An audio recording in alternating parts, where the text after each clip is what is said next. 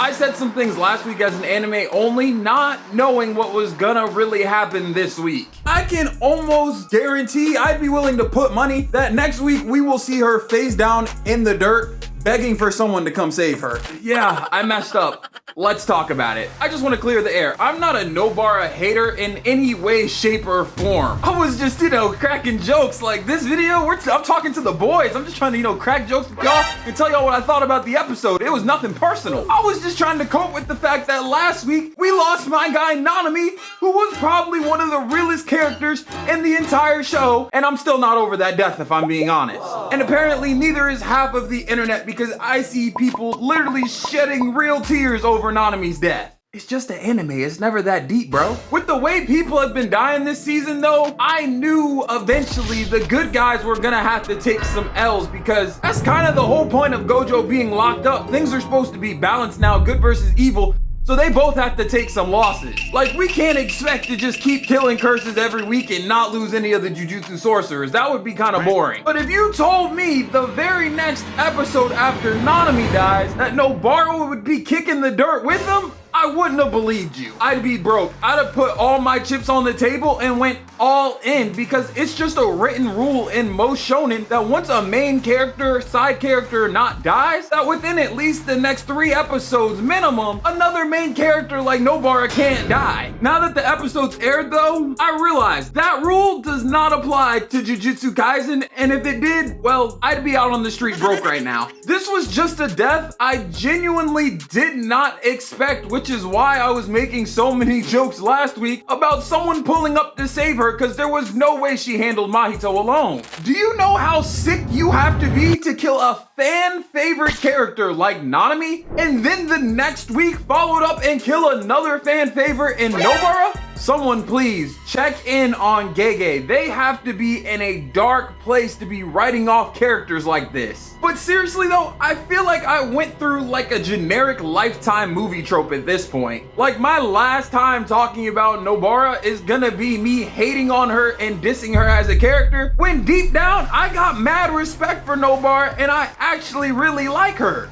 Like, Nobara is not like your typical shonen trio where she's the girl that either falls in love with the main character, falls in love with the emo kid, or she's just there so that they can have another person in their group. Nobara is genuinely interesting, even though she still might be the most boring out of the 3. It's not by much. And now she's dead and we gotta go out on bad terms because I was talking trash. Why did you do that? I know she's fictional, but this episode, it was a lot. So let me yap for a little bit and have my time. Really though, the saddest part of Nobara's life had to be that she just wanted everyone to know that she lived a pretty good life. Like, I don't know at this point. I genuinely don't know who I think had a sadder death between Nanami and Nobara. Let me know who you think had the sadder death, and let me know why in the comments down below. Personally, I think I gotta go with Nobara. Nobara was younger than Nanami, so of course I kind of feel bad there, but at the same time, Nobara, I just don't know, man. When we see Nobara dying and showing all the people that she cared about, it was only like 7 people and only one of them wasn't from Jujutsu High. So pretty much Nobara had one friend that understood her entire life until she met the rest of the group in season 1.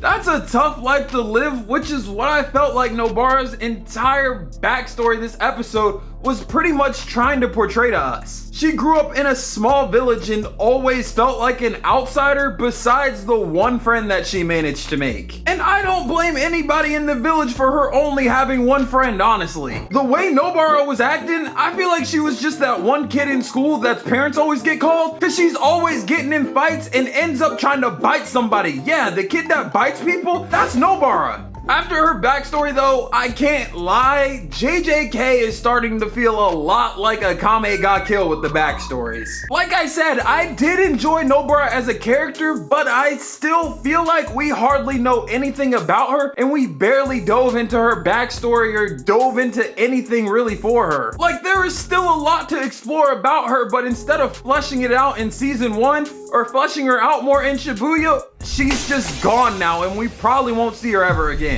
I'm sad to see her go, but this death was honestly more shocking than sad to me in a way. And every time I try and talk to someone about a Jujutsu Kaisen episode that's read the manga for about the last 3 or 4 weeks now, I'm like, yo, that episode this week was crazy. And they always respond to me the same exact way. Oh, just wait, it gets even crazier. And when they tell me that, I honestly don't believe them, but then the next week episodes air and somehow the next episode was even crazier with the last. I do hope we dive deeper into these characters though and flesh them out a bit more, because if we're just gonna constantly be killing characters for the shock value, it's already a little bit gotten kind of old to me at this point, and the deaths this week really didn't affect me too much. I will say though, this all feels like it's building up to some giant mental breakdown from Yuji, which if that's the case, I'm all here for it. Like, let's really stop for a second and think about what has happened in the last couple of weeks from Itadori's perspective. In probably the last 10 to 15 minutes maybe, he's watched Mahito not only kill his mentor, but he's now witnessed Mahito kill one of his best friends, and they've kicked the dirt too. I really do hope they dive deeper into what Yuji's thinking at this point in time next week, because I'm just watching, and in the last 2 weeks, I'm physically ready to do demonic things to Mahito. And if that's how I feel watching, I can only imagine how Yuji feels in that exact moment, and I hope we see more of it. And if I didn't say it enough last week already, I genuinely, passionately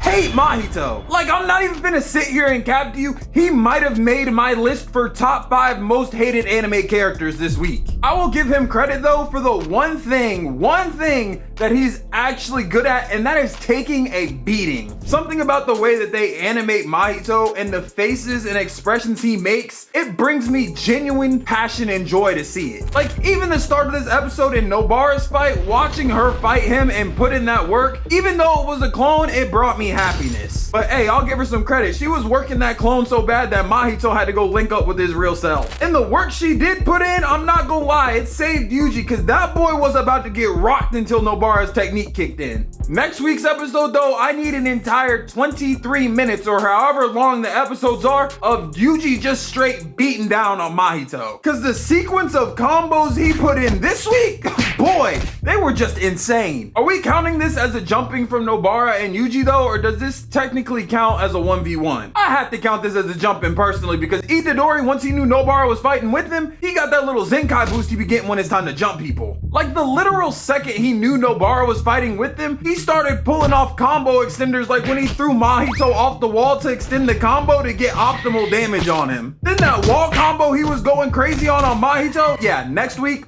I need an entire episode of just that, nothing else. You know Mahito had to be a rat though and escape that combo and go link up with his clone. And I don't know how Nobara was just frozen solid and let Mahito just grip her face the way he did. Like, he didn't even barely touch her. Hey, yo, pause.